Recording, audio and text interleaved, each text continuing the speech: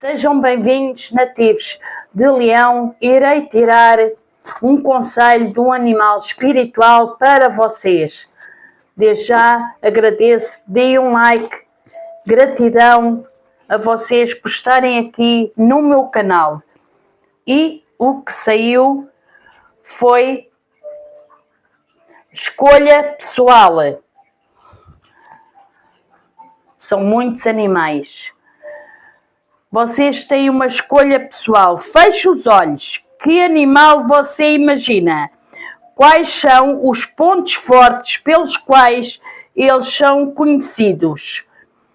Que sabedoria eles compartilham?